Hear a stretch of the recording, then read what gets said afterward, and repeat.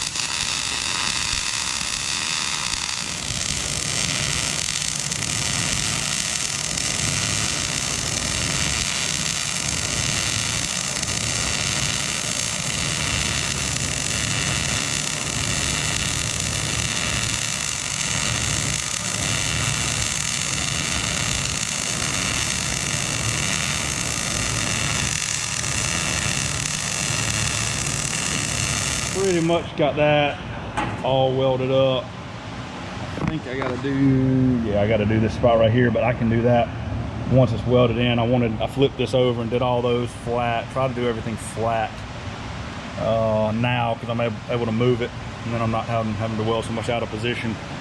Once we put it up, get it tacked on to the trailer, not that I can't, but anytime you can weld flat, it's beneficial. So that's there. It's literally not moved a 1/16 of an inch. We got 64. I don't have the square tube clamped on there anymore. These gussets are holding it now. So now we're ready to leave this, let this cool off, and then get over here and start prepping these areas. I got to get these flat bars knocked off, grind everything, clean them up, make sure they're nice and straight. Cut those with a torch. They're pretty dang straight though. Clean those up and get it ready to tack on there.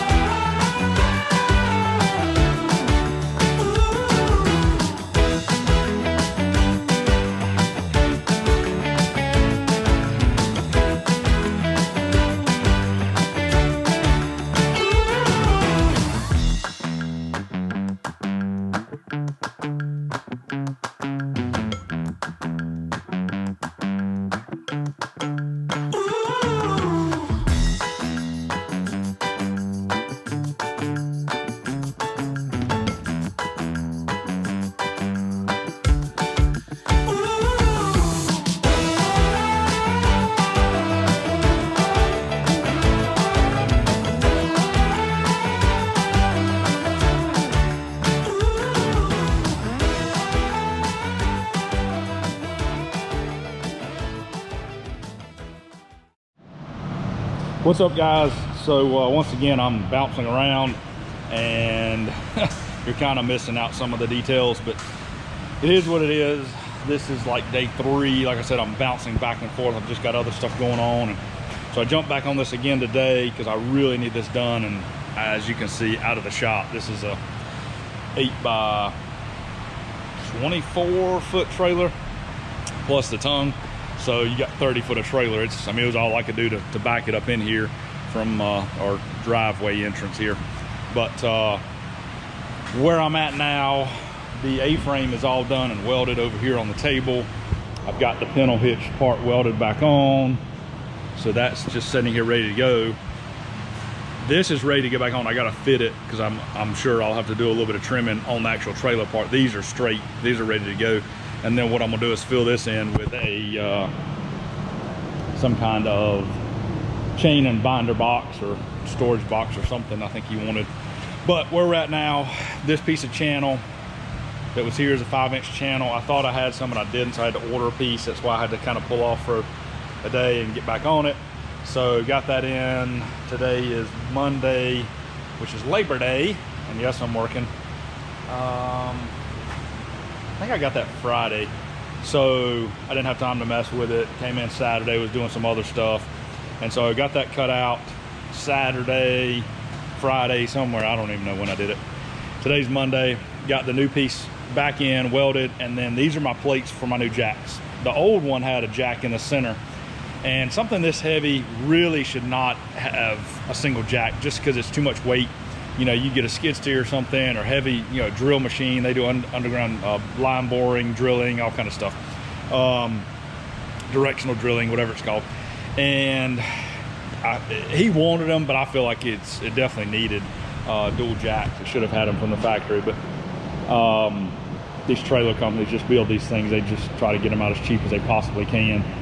And kind of had a little time to study this while I'm looking at this being under the trailer, but this is a sure track.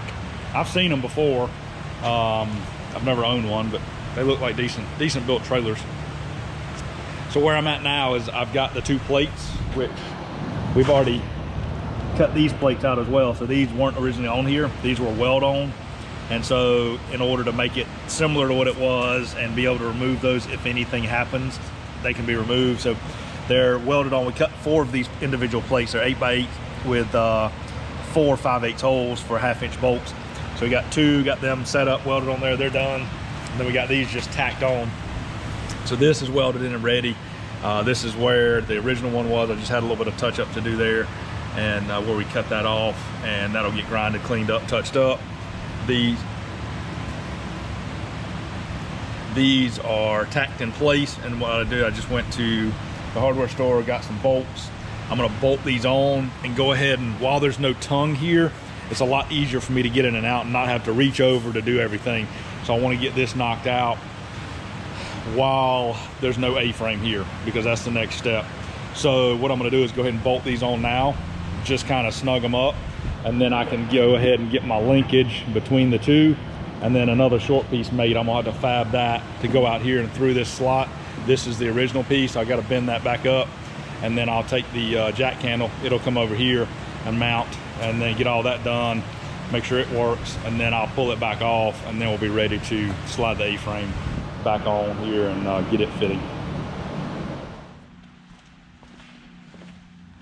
So here's where we are. Major progress today. We are super close to getting this thing done.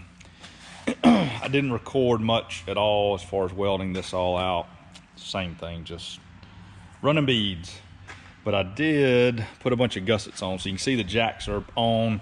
I wanted them in place before I got all this welded up, and that way I went ahead and touched up the paint in between the 2 plates where those bolt, and then I've got to just repaint everything. All that's got to be painted. This has got to be painted. But I wanted those bolted on, so that's all done. And this was welded up, but now I've got it fully welded all the way around. And then I put what I call fish plates or gusset plates. So these are just a 1/4-inch plate that I bent to fit the outside radius here. Got these, they're just little, these are actually 3/8 plates here to go on the top. There's one on the bottom, so you got plate top and bottom, outside, and then the same thing on the inside. You can see there, fish plate there, fish plate there. Same thing on the outside. And the reason I'm doing that is because originally this is all one piece. So you have a 12-inch beam running the full length. It's not, it's just, it's pie cut and bent. So it's a full beam, so there's no break there.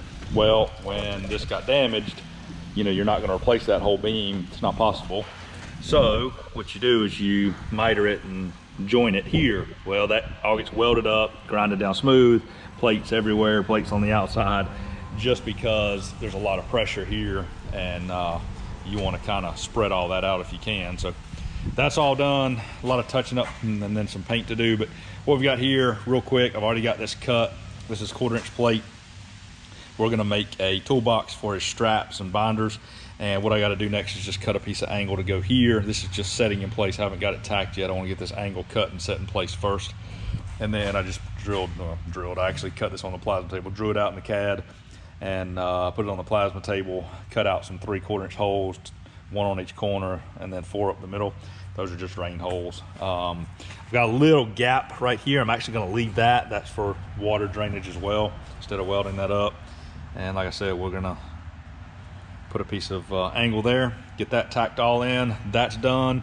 And the only thing I got left to do, besides paint, is the spare tire. He wants to mount that somewhere else. It was mounted to the jack. Well, horrible place for it, but I want to see what he wants to do. He said something about mounting out here, but you can't, because this is a 102 trailer, if I'm not mistaken. I'll measure it while I'm thinking about it. Now let's go over here. But I'm pretty sure that's a 102. Yep. So that's a 102 wide, which is the absolute max. That's the legal limit. So therefore, nothing can stick past this rub rail. So if anything, it would have to be mounted on the inside. So I gotta see what it wants to do. I had the thought of mounting it up here, up on here, like come off of this and up here so it's completely out of the way. I don't think they hang anything over the front of the trailer. But we'll see. I'll see what he wants to do. Get that put in, that done. All we got left is that, and I'll go ahead and start getting this. I'm gonna get it moved out, set outside under the lean-to, and start cleaning it up, wiping it all down, deburring everything, and get it ready for some black paint.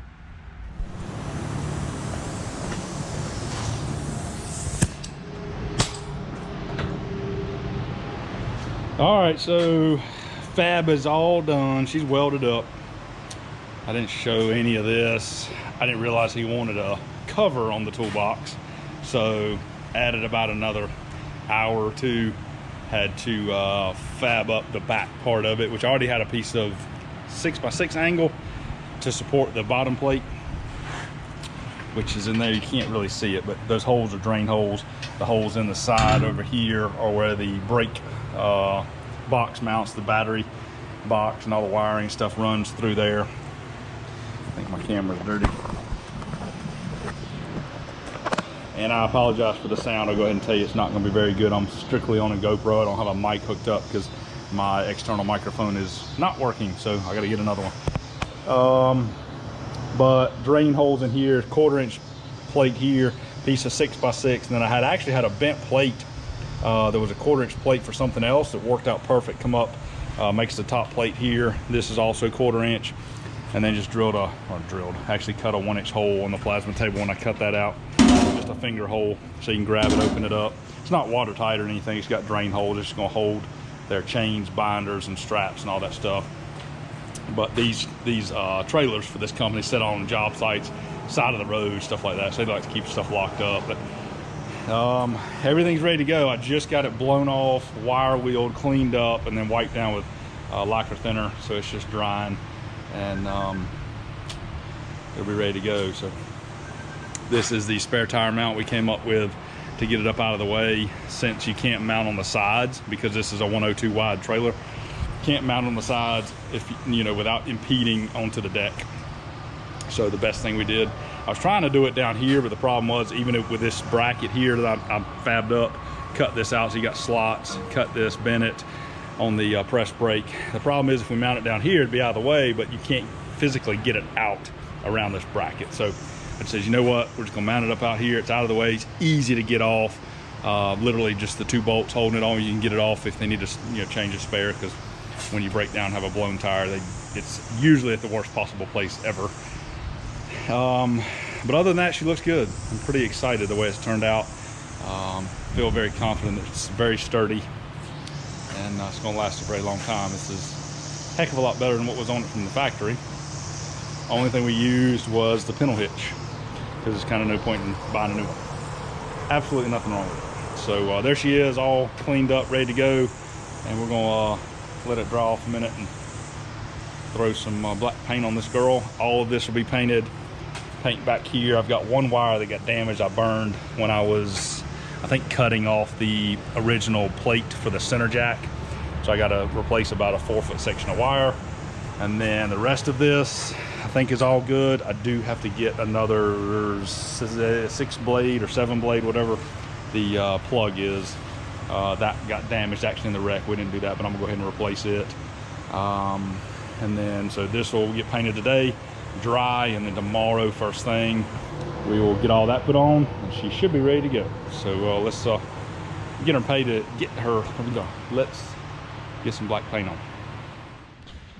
All right, guys, there she is, finished product.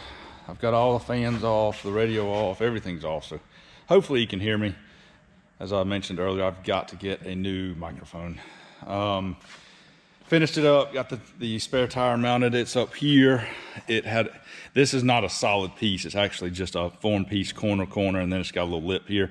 So it's got a little wobble to it, but I actually put a little kicker. Kind of see right there, I just put a little piece of flat bar to kick it. So it's actually fine. I don't think it's going anywhere. Dual jacks, had the single jack just originally factory. Dual jacks, they're 10,000 or 12,000 pound jacks. I can't remember. And then all the wiring, the plug and all that stuff is factory. That was all good. Just kind of hooked it all back up, put some new connections on. I did get a new 7-way blade because this one, I think it kind of fell off and drug the ground. So half of it had a big old hole over here exposing all the wires. So redid all that, buttoned everything up.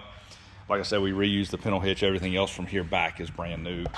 New W12 by 14 beams. Put a bunch of gussets in here because that's a splice now. It's not just a single piece, you know, like original.